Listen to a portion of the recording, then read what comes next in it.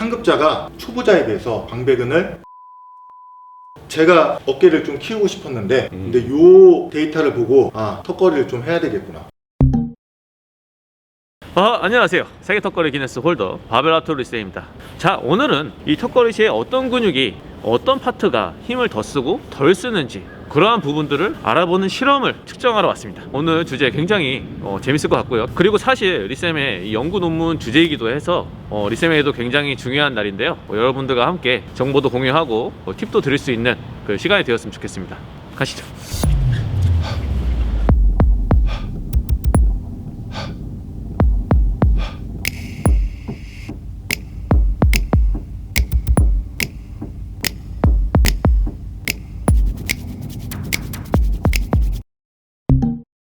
안녕하세요, 박사님. 예, 안녕하세요. 네, 우리 구독자분들께 인사 한번 부탁드리겠습니다. 안녕하십니까. 충남대학교 생체역학실 박사 신의수입니다. 네, 박사님, 저희가 3개월 전에 파일럿 테스트 완료했고 오늘 결과를 같이 보는 날인데 우리 구독자분들께 이번 실험이 어떤 것을 알아보는 건지 간단하게 좀 알려주실 수 있으실까요? 이번 실험했던 거는 상급자 네. 그리고 초보자 비교 분석하는 건데, 이 턱걸이에 사용된다고 생각하는 근육 부위에다가 근전도 장비라는 걸 사용을 해서 근육을 측정을 하는데, 이 근육의 활성도 그리고 근육의 동원 순서, 그러니까 어떤 근육이 먼저 동원이 되고 활성화가 되는지 그런 것들을 한번 알아봤습니다. 사실은 이제 리쌤이 논문으로도 준비하고 있는 내용인데요. 그 실험하는 도중에 저희 구독자분들께도 도움이 될 것 같아서 이번 컨텐츠 준비하게 되었습니다.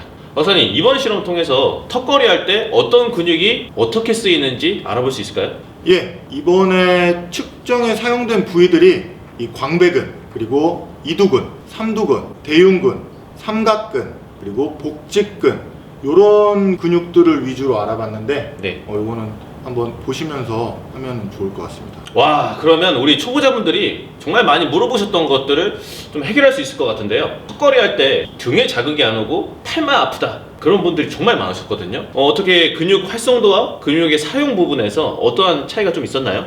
저도 뭐 힘의 차이는 있겠지만 턱걸이라는 게 그렇게 어떤 기술적이라든지 이런 부분에서 차이가 있을 줄은 몰랐는데 생각보다 큰 차이가 있었습니다.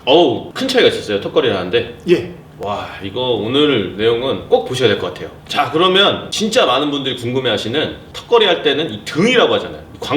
이 광배근의 차이가 좀 어땠나요? 요 구간을 나눴습니다. 턱걸이 구간을. 그래서 올라가는데 중간까지를 첫 번째 구간, 그렇죠. 그리고 1구간. 그 중간에서부터 끝까지 올라가는 구간을 2구간, 네. 그리고 다시 내려오는 구간을 3구간으로 나눠서 분석을 해봤는데, 자, 결과부터 말씀을 드리면 이 상급자가 초보자에 비해서 광배근을 2배 내지 3배 정도 더 많이 쓰는 것 같습니다. 와, 차이가 진짜 그렇게 많이 나나요? 2배, 저도 3배. 놀랐습니다. 와, 이 수치 보니까 진짜 그런 것 같은데. 실험한 자료를 보시면은 상급자 같은 경우에는 아까 말씀드린 그 중간까지 단계, 그리고 중간 이후에 끝까지 올라가는 단계에서 광배근이 꾸준히 활성화되고, 또 여기서 중요한 건 이거 같아요. 내려오면서 신장성 수축을 하면서도 광배근이 꾸준히 활성화가 되고 있다는 겁니다. 버티면서 내려올 때도 등 근육을 쓴다 말씀하신 거죠? 그렇죠. 네. 근데 초보자 같은 경우에는 전반적으로 이 광배근 활성화가 이 상급자에 비해서는 많이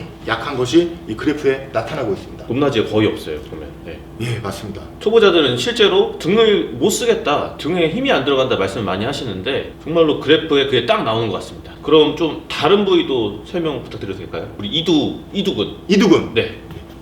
저도 팔을 많이 쓰는지 안 쓰는지 궁금했었는데, 실질적으로 실험을 해보니까 이 이두근 같은 경우에도 많이 근 활성도가 나타나는 걸로 확인이 됐습니다. 전반적인 요 그래프의 면적을 가지고 우리가 얼마나 지속적으로 많은 힘을 썼느냐를 네. 볼 수가 있는데, 지금 보시면 초보자가 훨씬 많이 쓰고 있는 걸로 나타나고 있죠. 그래서 요거로 봤을 때는 확실히 이두근도 사용은 하지만 초보자가 상급자에 비해서 더 많이 사용을 한다 라고 볼 수가 있겠습니다. 이런 팔을 쓰는 부분은 상완 삼두 부분을 보면은 더 극명하게 차이를 볼 수가 있습니다. 자, 삼두근 같은 경우 올라가는 구간 그리고 내려가는 구간 전체적으로 초보자가 훨씬 많은 힘을 쓰는 걸로 나타나고 있습니다. 굉장히 많이 차이 나네요, 이거. 엄청 많이 차이나는데 네. 아마도 이런 부분이 이 광배근에서 힘을 쓰지 못한 거를 아마 보상작용으로 삼두에서 힘을 발현을 하는 게 아닌가 그런 생각을 한번 해봅니다. 대부분 이제 알고 계신 게 턱걸이를 할 때 등 많이면 이두를 많이 쓴다 이렇게 생각을 하시는데 이 견갑골에 삼두근에 장두가 붙어 있기 때문에 이러한 데이터가 당연히 나오지 않았나 저도 추측을 한번 해봅니다. 그래서 이 초보자분들이 진짜 등을 못 쓰고 팔로만 당긴다는 말을 많이 하시는데 그게 진짜 맞는 말인 것 같아요. 그 말이 맞는 것 같습니다. 이 네. 그래프를 봤을 때는 결과가 이렇게 나왔기 때문에 이거는 부정할 수 없는 사실 같습니다. 다음으로 저희 턱걸이 할 때 이 대흉근, 이 가슴 근육을 쓴다 안 쓴다 이제 말씀 많이 물어보시는데 대흉근도 한번 알려줄 수 있으십니까? 대흉근도 분석을 했었는데 대흉근 같은 경우 우리 리쌤이 올라가는 구간에서 힘을 썼는데 근데 다른 근육들에 비해서는 아주 약하게 약하게 힘을 쓴 걸로 나타났는데 초보자 같은 경우에는 올라가는 구간에서 이 대흉근을 많이 쓰는 걸로 나타났습니다. 근데 아마 그 이유가 동작의 차이에서 좀 나타나지 않을까 생각하는데 초보자분들 많이 가르쳐 보셨잖아요. 그죠. 동작이 초보자분들은 좀 어떻습니까? 대부분 초보자분들은 팔꿈치를 이렇게 모으고 견갑골, 어깨뼈가 이렇게 말려 있어요. 그런 자세를 많이 취하시거든요. 그때 초보자분이 네. 그런 자세를 취했던 것 같습니다. 저도 약간 그런 것 같고 자세적으로도 가슴 근육이 이렇게 더 수축이 되니까 데이터 값이 딱 그거하고 일치하는 것 같아요. 맞습니다. 다음으로 상부 승모근도 좀 말씀해 주실 수 있으실까요? 이 상부 승모근 같은 경우에도 초보자가 지금 훨씬 많이 쓰고 리쌤 같은 경우에는 거의 사용을 하지 않는 걸로 나타났습니다. 거의 뭐 예, 만만하네요. 거의 네. 사용을 안 하고 있는데 그 이유가 아까 말씀하신 것처럼 이렇게 이렇게 움츠려서. 움츠려서 하기 때문에 그런 근활성도가 나온 걸로 생각이 됩니다. 여러분 보고 계시죠? 자세가 진짜 중요합니다. 우리 다음으로는 복근. 이 턱걸이 할 때 이 복근도 관여할까 궁금하거든요. 복직근 같은 경우도 리쌤 같은 경우에는 내려오는 구간에서 약간 네. 사용을 하는 게 있는데 수치적인 상에서는 힘을 많이 쓴다고 볼 수는 없고요. 하지만 이 초보자분 같은 경우에는 올라가는 구간 그리고 내려가는 구간에서 힘을 많이 쓰는 걸로 나타났습니다. 이것도 아마 자세 관련일 것 같은데 리쌤이 그거는 저한테 설명을 해주셨으면 좋겠습니다. 요거 같은 경우에는 저번에 저희 초보자 분께서 턱걸이 하실 때 움직임이 좀 많이 보였어요. 앞뒤로 흔들림이. 그러니까 무릎이 살짝 올라오면서 복직근이 수축을 하는 과정에서 이러한 데이터 값이 나오지 않았나. 반면에 저는 거의 복근의 수축 없이 수직 운동을 하고 있죠. 근데 초보자분은 힘이 이제 부족하니까 올라가기 위해서 반동을 일으키거나 그런 부분에서 이런 데이터 값이 나온 것 같습니다. 제 생각하고 같은 것 같습니다. 네, 맞습니다. 저희 이제 한 부위 남았는데 턱걸이를 하면 후면 삼각근에도 자극이 많이 된다라는 얘기가 있는데 후면 삼각근도 이런 좋은 결과값이 있었을까요? 제가 어깨를 좀 키우고 싶었는데 네. 이 삼각근을 키우고 싶었는데 근데 요 데이터를 보고 턱걸이를 좀 해야 되겠구나 이런 생각이 들 만큼 후면 삼각근의 근활성도가 상급자에서 아주 높게 나타났습니다. 초보자분들은 그러면 어땠나요? 저도 그래서 배워야 된다고 생각을 하는데 네. 초보자는 거의 근활성도가 너무 낮게 나타나서 그러니까 상급자하고 면적 차이로 한번 보시면은 제 생각엔 거의 한 10배 정도? 요 정도면 10배 나지 않을까요? 그렇죠. 굉장히 많이 차이가 나는데 이것도 그래서 자세가 굉장히 중요한 것 같습니다.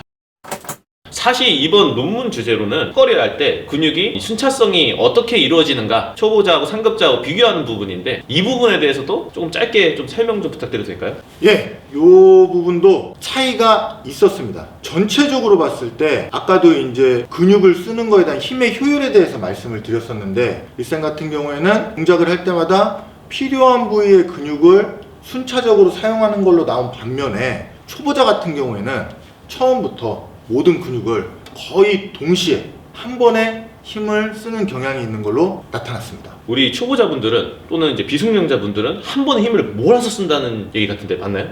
맞습니다. 그렇게 되다 보니까 아무래도 힘의 효율 그리고 근육 동원 순서에서도 이렇게 차이가 나고 그러다 보니까 지속적으로 뭔가 운동을 수행할 수가 없다라고 판단할 수가 있었습니다.